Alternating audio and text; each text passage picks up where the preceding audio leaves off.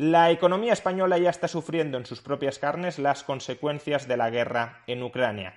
Cada vez son más las industrias que están solicitando ERTEs por parálisis de actividad. Pero, ¿qué relación guardan exactamente, específicamente, estos ERTEs con el conflicto, con la invasión de Ucrania? Veámoslo.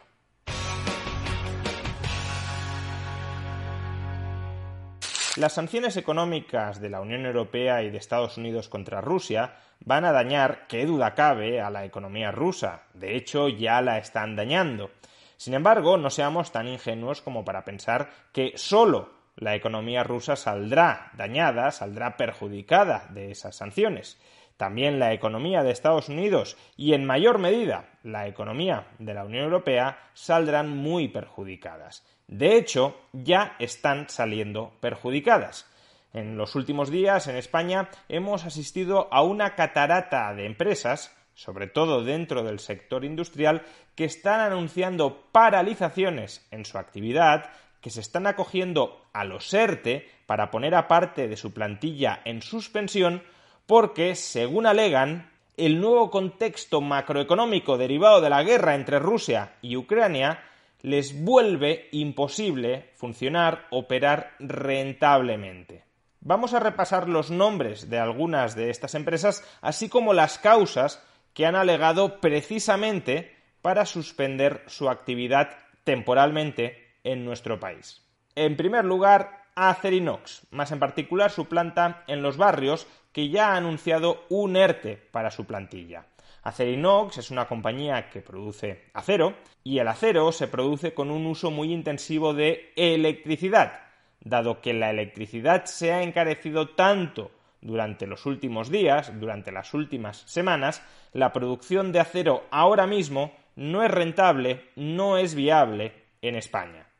En segundo lugar, y por causas idénticas a las de Acerinox, ArcelorMittal, concretamente su planta en Olavarría, también va a suspender su actividad por los altos costes de la electricidad. ArcelorMittal también es una compañía que produce acero. El acero utiliza de manera muy intensiva la electricidad. Con los precios de la electricidad en máximos históricos, no es rentable producir acero en España. No solo, de hecho, va a suspender su actividad temporalmente en Olavarría, sino que también se está planteando suspenderla en su planta de Sestao. En tercer lugar, otra empresa siderúrgica en España, Forgings and Castings, ha anunciado que va a paralizar temporalmente su actividad en la planta de La Reinosa, precisamente porque durante el último año se les ha encarecido un 200% la factura eléctrica. Y por tanto no es viable, no es rentable producir acero en esas condiciones con una electricidad, con un precio de la electricidad tan desbocado. En la medida en que el precio de la electricidad, sobre todo el incremento espectacular que hemos sufrido durante los últimos días, tiene que ver con la guerra en Ucrania, la paralización de la actividad en estas tres plantas de estas tres siderúrgicas distintas que operan en España está directamente vinculado con la guerra en Ucrania y con las sanciones que se derivan de ella. En cuarto lugar, la electricidad en España se ha encarecido tanto porque se ha encarecido el gas, y el gas se ha encarecido tanto por las tensiones geopolíticas, por la guerra, por la invasión de Ucrania, por parte de Rusia. Pero el gas no se utiliza únicamente en España para producir electricidad. El gas también se utiliza directamente en diversas industrias españolas para poder producir en esas industrias. De manera muy significativa, el gas se utiliza en la industria del azulejo, una de las principales industrias de mi provincia natal. Y justamente la patronal de la industria azulejera en Castellón, Aster, ya ha comunicado que la situación actual de los precios del gas, los históricamente disparados precios del gas, vuelven inviable la producción de azulejos en España. No en vano, la industria del azulejo en Castellón soportó en 2021, antes incluso de la guerra, un sobrecoste en concepto de gas de 700 millones de euros.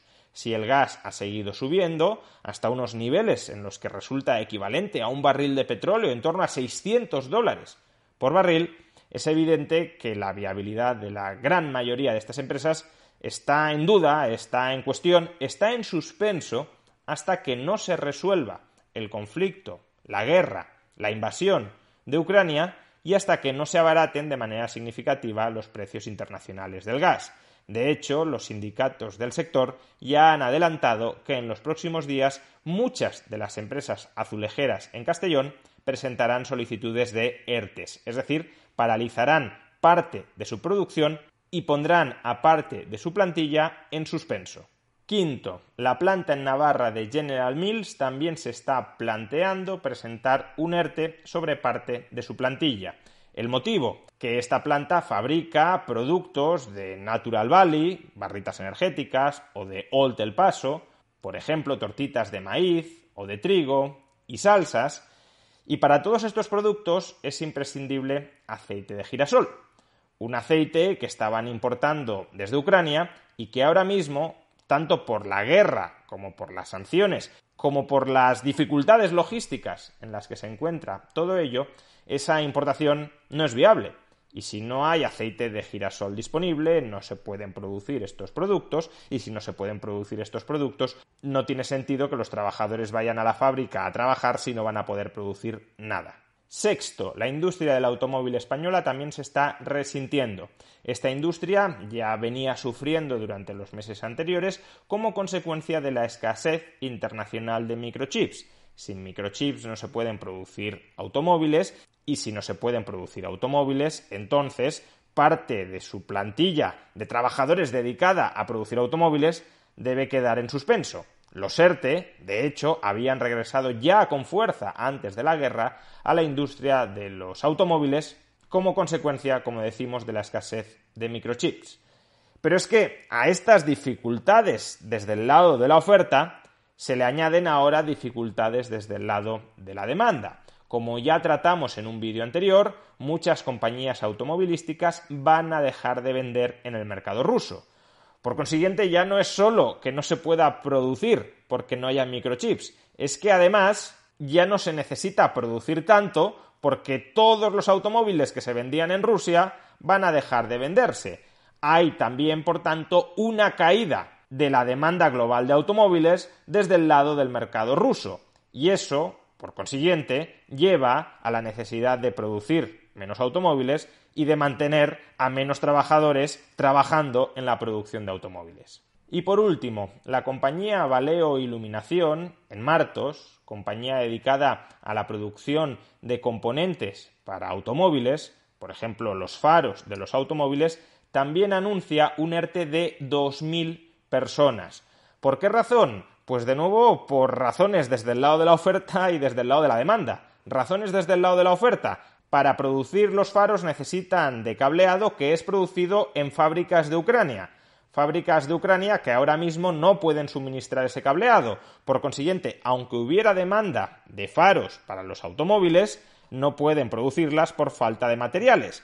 Pero es que a su vez también existe un problema desde el lado de la demanda. Si, como hemos dicho, las automovilísticas van a producir menos automóviles, entonces también necesitan producir menos faros para automóviles, lo cual reduce el volumen de trabajo en esta planta en Martos. Consecuencia, un nuevo ERTE, como decimos, para 2.000 trabajadores. En definitiva, la guerra en Ucrania, tanto por lo que supone la guerra en sí misma, cuanto por lo que representan, por lo que implican las sanciones económicas contra Rusia, están generando un daño, ya están generando un daño muy importante para la economía española. Y cuanto más se prolongue el conflicto y cuanto más se prolonguen las sanciones, mayor será ese destrozo.